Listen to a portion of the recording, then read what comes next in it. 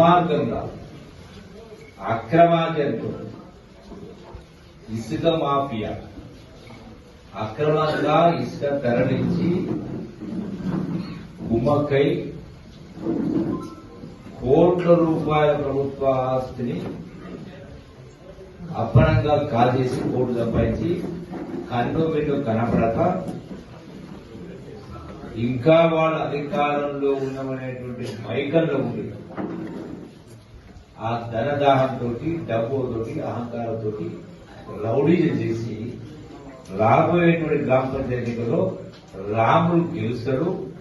కాబట్టి రాములు ఉంటే నేను గెలవనేటువంటి ఒక దుర్బుద్ధితోటి దుష్టబుద్ధితోటి దుర్మార్గంగా పాజిటివ్గా ఆ ఊరికి వెళ్తా ఉంటే అక్కడికి వెళ్ళి వాళ్ళని ఆపేసి దౌర్జన్యం చేసి రౌడీ చేసి 5 మంది దాంట్లో ప్రధానంగా సూత్రధారి ప్రధానంగా సుధీర్ అనే వ్యక్తి దాంతో కూడా ఇంకా మీద 4 వాళ్ళు చెప్పిన ప్రకారం అంటే విపరీతంగా 5 మంది పట్టుకుని దాన్ని విచ్చలవిడిగా ఛాతీ పైన ఉండిపోయిన కొట్టిన కారణంగా అక్కడికక్కడే ఆయన కుప్పగురి అంటే రక్త ప్రసారం అయిపోయి గుండె అయిపోయి చనిపోయింది.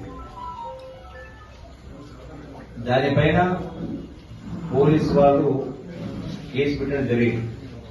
చంపారు కాబట్టి న్యాచురల్ గా 302 సెక్షన్ కింద మర్డర్ కేసు నమోదు చేయడం జరిగింది.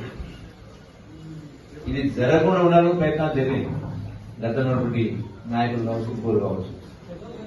అంటే గతంలో ప్రభుత్వాధికారము అధికార యంత్రాంగంతో రౌడీ లాంటి వాళ్ళతో పెట్టుకుని అక్రమంగా ఎట్లయితే పరిపాలన చేసిందో దుర్మార్గంగా దౌర్జన్యం చేసి కోట్ల రూపాయలు 100 కోట్ల రూపాయలు లెక్కారో ఈరోజు ప్రభుత్వం పోయిన తర్వాత కూడా ప్రభుత్వం లేదు కాబట్టి ఆ డబ్బు ధనదాహంతో అధికారంతో ఆ డబ్బు బలంతో రౌడీజం చేసి మేము లొంగ తీసుకుంటాం కాంగ్రెస్ నాయకుని కాదని మాకు అడ్డొస్తే మేము చంపుతామని పద్ధతితో ఇలా రౌడీజం చేసి ఒక వ్యక్తి దారుణ హత్యకు గురి కావడం జరిగింది, బలి కావడం జరిగింది.